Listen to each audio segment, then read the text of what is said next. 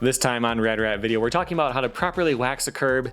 We're also talking about what would happen if someone with 3 arms got really good at grab tricks. I don't know. Let's do it.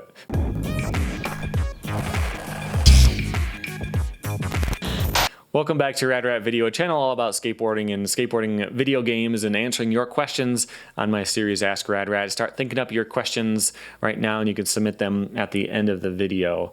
Okay, the first question is from Harry P. Ness, who says, let's imagine there existed a skateboarder with 3 arms. Perhaps his mother fell into a lake polluted with toxic ooze while she was pregnant with him, and he became mutated, developing a 3rd arm in between his left and right arms, his hand either having no thumbs or 2 thumbs on each side, like a combination of his other 2 hands.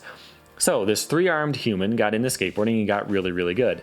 Whenever he does a heel side grab with his middle hand, his homies have no idea whether to call it, for example, a stale fish or a melon or something completely different. Would we have to come up with new grab names for mutated humans with 3rd arms? What if a skateboarder born with both arms on the same side did some grab stunts? If she or he did a nose grab, would it be a rocket air or something else? Or if there was an octopus man, got into skateboarding and did some grab maneuvers. Why am I even asking this? Rad Rat rules. Okay. Interesting question. I think if there was one person that had a 3rd arm in the middle and did grab tricks with it, we wouldn't rename every trick for that person. You would just kind of name whichever one it mostly looked like. Like there are skaters that have no legs, right? There's a couple of these guys, and they'll skate by kind of doing like handstands, and you can do a kickflip by doing like a hand flip, right? And you just call it a kickflip. It's not the same thing as a kickflip. There's no kick. There's no ankle flick against the grip tape. It's a hand flip. But you call it a kickflip because that's the closest thing to what he's doing, right? So if you had a 3-armed person doing different kinds of grabs, yeah, I don't think you would invent all new names. Like a roast beef, it would probably be a roast beef because if your arm is in the middle, you'd have to grab between your legs, kind of. If you had your middle arm grabbing between, like that'd look kind of weird. I mean, a roast beef always looks weird. But yeah, I don't really know what to tell you about this one. If one person in toxic waste grew a 3rd arm, you probably wouldn't rename all tricks. But if people start to branch off and there's a new species of people with 3 arms, then we'd have to consider it. Then we'd have to come up with all new tricks. And that would be really cool for the first person to get super good at skating, because they could invent and name every trick. They're super easy for them, but it would be the first person to ever do a double grab or a triple grab. No one's ever done a triple grab before because everyone has 2 hands or less. So like, yeah, doing a nose grab and a tail grab and an indie at the same time. I mean, come on, that's going to be the special trick in Tony Hawk 75 once these people evolve. Whatever. Okay, the next question is from Laura, who says, I apologize if you've already been asked this question, but I was wondering what your thoughts were about brands like Fancy Lads and their semi-anti-skateboarding approach to skateboarding. I think their videos are entertaining. I'm not sure how to think about it from a skateboarding perspective. If you haven't seen the videos, I recommend Is This Skateboarding? Does this type of content have a place in skateboarding? Is it a possible glimpse into the future of skateboarding? Thanks. Okay, does it have a place in skateboarding?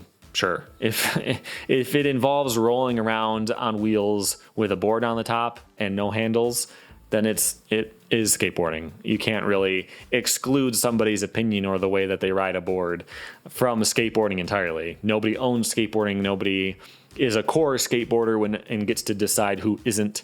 So yeah, of course there's room for it.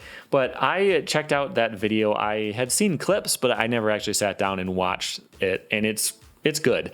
It starts off with there's lots of jokes in it. So what she's talking about, for anyone who hasn't seen it, there's a lot of like making fun of skateboarding. There's a lot of clips of somebody talking about, oh, he was a natural on a skateboard. I've never seen somebody, and they're playing it with a clip of somebody trying like a no comply and falling. Like it's just kind of jokes about Mike V and how, I needed to be able to do tricks no one had ever seen before, and they're showing someone like fall down some stairs or something like that. It's just funny. And the type of skating that's in that particular video is a lot of stuff that's just fun. Like you do a line with 3 boards. You do your first trick and you leave the board behind, land on the second one, and the third board your friend just throws at you and makes you fall over. It's just like funny little clips and things that are, ridiculous and silly, and just the kind of fun skateboarding that I think more people should be open to doing. It feels like for a lot of people, skating is really serious, even if you're not planning on going pro or doing anything with it. Like you want to be able to do this trick and this trick and this trick, and you got to practice and you got to make sure you can get all these down. You want to be able to do this line. When in this part, and I mean in this whole video, it's just nonsense. It's all just like, I'm going to ride really fast at this rock, push my board in it, and hope that it flips in a way that I can jump back on it. Like that kind of stuff. And it's just fun. To go out and do that kind of stuff is just fun.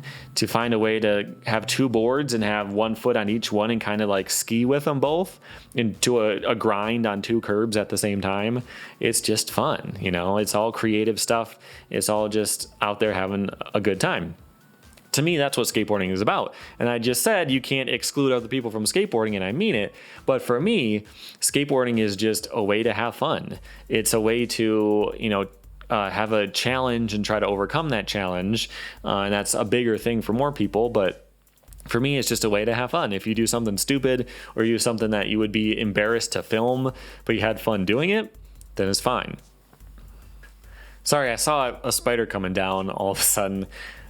I hate it down here in the basement, but I don't have room to have a studio and an office upstairs at the same time, so I had to make some concessions. There's also spider webs all over my logo when I came down here today.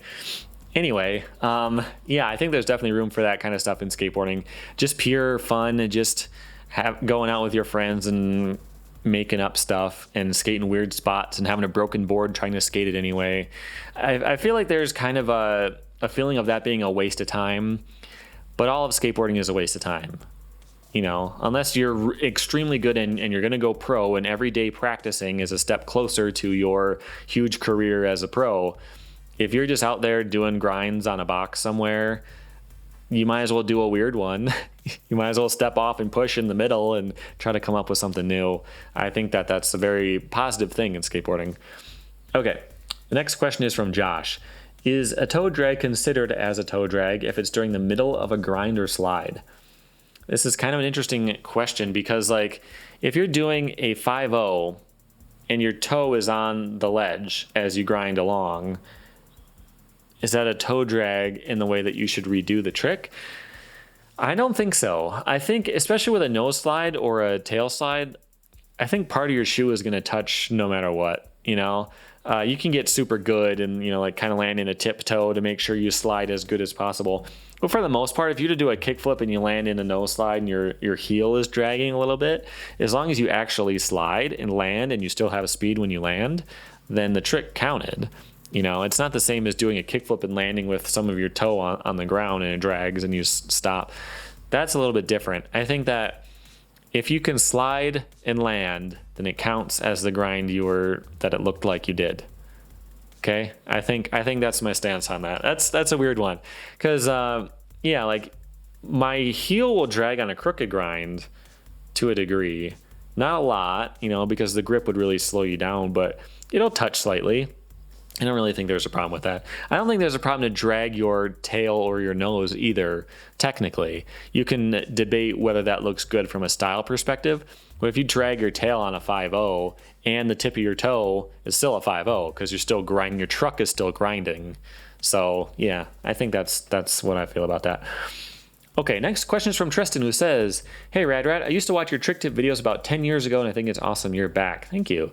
My question is, how do you properly wax a curb or ledge, and is any curb or ledge skatable? Most tutorials I've found just say, take your wax and wax the ledge and you're good, like that's helpful.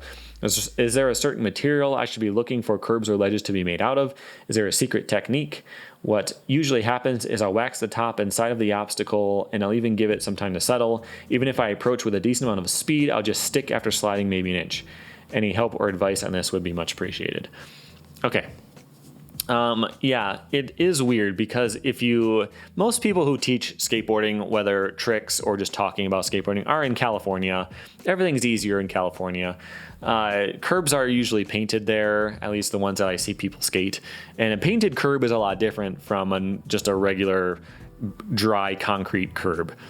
There's a painted curb by me over here. I did some grinds on it without even putting any wax on it at all, and get very far, but you can, because the wax and the paint kind of do the same thing of filling in all of the gaps so that it is smoother. So waxing up a painted curb, that would just be it. You just run some wax on and you're good to go. But with actual concrete, bare, dry concrete, it is a bit more work. I've waxed up a couple in my day, and my technique was always to wax it up a lot, like put a ton of wax on there. Any kind of candle. I don't think there's any specific kind that works better than others, or skate wax or anything like that. And then I put my board on it, and I would rub it back and forth. And you start to get some of your actual truck to rub off, like the material, like the steel of your trucks or whatever, to get into the curb and kind of make like a film on top of it. I'm not sure if what's happening from a physics perspective. I think as you wear off the actual truck, you kind of like make a waxy metal shield over it, I guess. I don't know. And then I would wax it more. I would do that more. You can try to grind it down with something else instead of using your actual truck. If like you got a little bar of metal or whatever to try to rub it on there or something, try to file it, I guess, is what you're doing too. It's just making it more smooth, really. And then you put on more wax, and then you set your board there, and then you run and you jump on it and see if that worked. It probably didn't. You probably got to do it even more. And then after a while, you can actually ollie into a 50-50 and it'll slide for a little bit. I just remember it being so much work, because the way that you describe it is exactly what my experience was. Like, I put a ton of wax on there. There is so much wax, and it's super hot, so it's kind of melty. There's like wax soup on this. This thing should be the slickest thing in the world, and yet if I land in a grind, I'm thrown off it instantly. So yeah, you really got to file it down with your trucks. That's the biggest thing to actually get it to work.